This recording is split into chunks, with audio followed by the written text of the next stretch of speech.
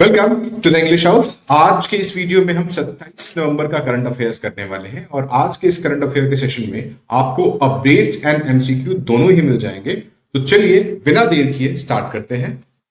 सबसे पहले देखते हैं क्या अपडेट है। अनुराग सिंह ठाकुर यानी जो अनुराग ठाकुर हैं, उन्होंने क्या किया है, launches Khelo India para games 2023 logo and mascot Ujjwala. यानी जो हमारे मिनिस्टर हैं अनुराग सिंह ठाकुर, उन्होंने जो खेलो पैरा इंडिया 2023 है उसका लोगो जो मैस्कट उज्ज्वला है उसका इनॉग्रेशन किया हुआ है, उसको लॉन्च किया हुआ है। कब हुआ है, कहां हुआ है, देखते हैं। एक मोमेंटस यानी एक इंपॉर्टेंट ओकेजन नई दिल्ली में Shri Anurag Singh Thakur, union minister of youth affairs and sports, क्या किया उन्होंने, unveil the logo and mascot for the first ever Khelo India para games 2023। जो सबसे पहला पैरा गेम्स हो रहा है 2023 में इंडिया में, उसका लोगो और उसका मैस्कट दोनों लॉन्च किया हुआ है। जो ऑफिशियल मैस्कट है Ujjwala sparrow was revealed during the ceremony के दौरान इसको रिवील किया गया। Representing the pride of Delhi. यहां एक चीज मैं और बताना चाहता हूं कि अगर मैं आपसे पूछूं कि दिल्ली का स्टेट बर्ड क्या है, तो आपको अगर नहीं पता तो ये आपकी जानकारी के लिए बता दूं कि दिल्ली का जो स्टेट बर्ड है वो स्पैरो यानी गौरैया है। This little sparrow stands as a symbol of determination and empathy। यानी ये जो स्पैरो है इसका सिंबल क्या है, डिटर्मिनेशन और एम्पैथी यानी दया भाव के लिए जाना जाता है। Ujjwala embodies the spirit of Khelo India para games 2023। यानी जो उज्ज्वला है ये एक दर्शाता है खेलो इंडिया पैरा गेम 2023 का जो स्पिरिट है वो दर्शाता है। इनफैक्ट अगर बजट की बात की जाए तो 2023 अगर आप बात करें तो Shri Anurag Singh Thakur announced a substantial budget increase for Khelo India. Khelo India का बजट भी इंक्रीज हुआ। The budget which was ₹3000 crore for the last 4 years, जो पिछले 4 सालों में खेलो इंडिया का बजट 3000 करोड़ था, वो बढ़ा करके 3300 करोड़ कर दिया गया है नेक्स्ट 5 years के लिए। इसके साथ साथ अगला अपडेट क्या है, सिंस इट्स इंसेप्शन इन 2018 2018 में खेलो India had successfully hosted 11 games. 11 games को इसने क्या किया, होस्ट किया, जिसमें से including youth games, university games, winter games. Anurag Singh Thakur emphasized the instrumental roles these games have played in identifying and nurturing talent across the nation। यानी इन खेल से बहुत से जो टैलेंट है वो भरकर बाहर आए हुए हैं। अब इसमें देखते हैं, the inaugural Khelo India para games is expected to witness participation from over 1400 athletes. यानी लगभग 1400 एथलीट्स इसमें पार्टिसिपेट करेंगे अक्रॉस 32 स्टेट्स। यूनियन टेरिटरीज यानी 32 अलग अलग प्रदेशों से और यूनियन टेरिटरीज से जो खिलाड़ी हैं वो पार्टिसिपेट करेंगे। And services sports control board, यहां से भी लोग होंगे। The athletes will compete in 7 disciplines including para athletics, para shooting, para archery, para football, para badminton, para table tennis and para weightlifting. ये वो इनॉग्रेशन की तस्वीर है जहां पर सारे जो पैरा के खिलाड़ी हैं वो है, और यहाँ पर अनुराग सिंह ठाकुर को आप देख सकते हो, और ये खेलो इंडिया का जो लोगो और मैस्कट है वो आप देख सकते हो। अगली जो खबर है, अच्छी खबर है ये, India unveils biogas blending plan to reduce natural gas imports and achieve net zero emission. In fact net zero emission का टारगेट है 2070 तक, और 2070 तक ये टारगेट किया जा रहा है कि जो कार्बन का एमिशन है उसको कम कर दिया जाए। इसलिए एक बायोगैस ब्लेंडिंग प्लांट का इनॉग्रेशन हुआ है नेचुरल गैस से। इसमें क्या कहता है, इंडियन गवर्नमेंट ने अनाउंस किया हुआ है introduction of blending compressed biogas with natural gas. यानी क्या कहा है कि इंट्रोड्यूस किया हुआ है ब्लेंडिंग कंप्रेस्ड बायोगैस जो नेचुरल गैस से होगा। ये इनिशिएटिव अचीव करेगा नेट जीरो एमिशंस का टारगेट 2070 तक। यानी ये भी एक टारगेट होगा जिससे हम कार्बन एमिशन कम कर पाए। Commencing in April 2025, the government will initiate the mandatory blending of compressed biogas with natural gas at rate of 1%। यानी क्या करेगा, गवर्नमेंट ब्लेंड करेगा जो बायोगैस है उसको नेचुरल गैस के साथ 1% ब्लेंड करने के बाद ये शुरुआत होगी अप्रैल 2025 से। The initial phase will focus on utilization of automobiles and households, marking crucial steps towards delivering the energy mix. As part of the phased approach, the mandatory blending percentage is set to increase to approximately 5%. Initially, the blending percentage would be 1%, and later down the line, by 2028, the blending size would be up by 5%. आपके सामने है यहाँ पर। In addition to biogas blending, the government is pushing for the incorporation of sustainable aviation fuel, यानी SAF sustainable aviation fuel. यानी मैंने आपको पिछली बार बताया था कि जो फ्यूल्स के लिए जो इस्तेमाल किया जाता है वो बहुत हाई क्वालिटी के ईंधन होते हैं, फ्यूल्स होते हैं, वहां भी इस्तेमाल करने के चांसेस हैं in aircraft turbine fuel. The goal is to achieve 1% SAF यानी Sustainable Aviation Fuel in aviation fuel by 2027 with a subsequent doubling to 2% in 2028 यानी पहले 1% के साथ SAF होगा, फिर 2% in 2028, initially focusing on international flights. This measure seeks to address emissions in aviation sector. और इस तरह से हम aviation sector में जो कार्बन का emission है उसको भी न्यूट्रल करने की कोशिश करेंगे। मलेशिया ने क्या कर दिया है, वीजा फ्री ट्रेवल दे दिया है इंडियन विजिटर्स को एंड चाइनीज सिटीजन्स को। इसके पहले ये काम श्रीलंका और थाईलैंड कर चुका हुआ है, नीचे लिखा हुआ है।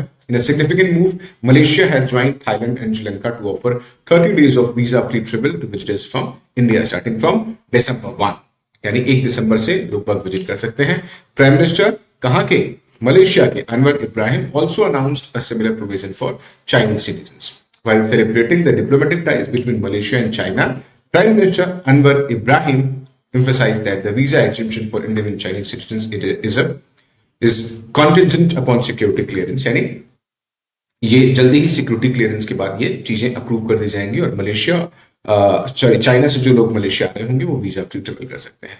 Malaysia has been progressively expanding its visa free privilege. Currently, citizens from Saudi Arabia, अभी सऊदी अरेबिया से Bahrain, Kuwait, United Arab Emirates, Iran, Turkey and Jordan already enjoy visa free exemption in this country. यानी Malaysia में इन देशों से, for example, Saudi Arabia, Bahrain, Kuwait, United Arab Emirates, Iran, Turkey and Jordan, they are already enjoying the free visa services provided by Malaysian country to the citizens of these countries. Okay, so India and Malaysia marked 65 years of diplomatic relations last year and are actively working to realize the enhanced strategic partnership established during Prime Minister Narendra Modi's visit in 2015. आगे क्या कहता है, 1922 बहुत important update है, India emerged as Malaysia's 11th largest trading partner, यानी 2022 में India Malaysia का largest trading partner बना था, with total trade reaching RM 86.22 billion US dollar, जो कि US डॉलर में लगभग 19.63 बिलियन डॉलर का ट्रांजैक्शन हुआ था India between Malaysia. This represented a substantial increase of 23.6% compared to the previous year, underscoring the economic significance of the bilateral relationship. यानी द्विपक्षीय relationship के लिए कितना अच्छा है, जब बिजनेस इंक्रीज होगा तो आपस के संबंध भी इंक्रीज होंगे।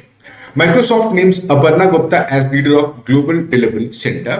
In a strategic move to strengthen its leadership team, Microsoft has recently announced the appointment of Aparna Gupta as the new Global Delivery Center leader. यानी अपर्णा गुप्ता को न्यू ग्लोबल डिलीवरी सेंटर का लीडर बनाया गया है। In this role Mrs Gupta is set to spearhead customer innovation and delivery excellence. उनका काम क्या होगा, कस्टमर इनोवेशन और डिलीवरी एक्सीलेंस के ऊपर काम करना होगा, playing a pivotal role in advancing Microsoft commitment to providing cutting edge solutions to its global clientele. Microsoft Global Delivery Center serves as the delivery arm of industry solutions delivery with its roots dating back to establishment in Hyderabad in 2005. 2005 में हैदराबाद में के बाद जब establishment हुआ था, ये एक delivery arm है जो टेक इंडस्ट्री सॉल्यूशंस है माइक्रोसॉफ्ट का, उसका डिलीवरी आर्म है। Over the years, it has expanded its footprints, including 2 more locations, Bangalore and Noida. और आपके लिए एक इंपॉर्टेंट क्वेश्चन है, president of Microsoft India and South Asia is Puneet Chandu. India के current controller and auditor general Shri Girish Chandra Murmu elected vice chair of UN external auditors panel. एक significant move में Girish Chandra Murmu, GC Murmu, the controller and auditor general of India, has been elected as the vice chair of the UN panel of external auditors. Girish Chandra Murmu actively participated in the 63rd session of panel of external auditors. उन्होंने जो 63वीं सभा थी external affairs की UN की, उसमें participate किया, which took place at the United Nations headquarters in New York on November 2023, यानी 20-21 नवंबर 2023 में यूएन का जो हेडक्वार्टर है न्यूयॉर्क में, वहां पर जो एक्सटर्नल ऑडिटर्स का सम्मेलन था उसमें उन्होंने पार्टिसिपेट किया। The session brought together the heads of 12 supreme audit institutions, यानी अलग अलग देशों के 12 supreme audit institutions around the world जो लोग आए थे उनके साथ ये उन्होंने पार्टिसिपेट किया। The primary responsibility of the panel is to oversee the external audit of the UN secretariat, funds and programmes and various specialised agencies. यानी मुख्य काम क्या है कि जो एक्सटर्नल ऑडिट होने वाले हैं यूएन सेक्रेटरिएट का, फंड्स एंड प्रोग्राम्स का, वेरियस स्पेशलाइज्ड एजेंसी का, उसको ओवरसी करना उसका मुख्य काम है। The independent body is composed of representatives from 12 countries, यानी 12 देशों के रिप्रेजेंटेटिव हैं इसमें, namely Canada, Chile, China, France, Germany, India, Indonesia, Italy, Philippines, Russia, Switzerland and the United Kingdom. Together, they conduct financial performance and compliance audits to the UN entities, ensuring transparency and accountability in the organization's financial activities. आगे देखते हैं. मैं अक्सर इस अनीश शाह को ना अमित शाह पढ़ देता हूं, तो आप ध्यान से पढ़ें इसको. ये अनिश शाह है to assume presidency of FICCI. कौन से ग्रुप के एमडी हैं ये पता चलेगा आपको. The Federation of Indian Chambers of Commerce and Industry, the country's oldest and largest industry body, is set to welcome mister Anish Shah as its president elect. यानी FICCI के नए प्रेसिडेंट होंगे Anish Shah. This significant announcement was made during a recent FICCI National Executive Committee meeting, highlighting Shah's pivotal role in shaping the future of the Apex Chamber. उनकी जो योगदान है इस Apex Chamber को सुधारने में, इसका भी जिक्र किया है.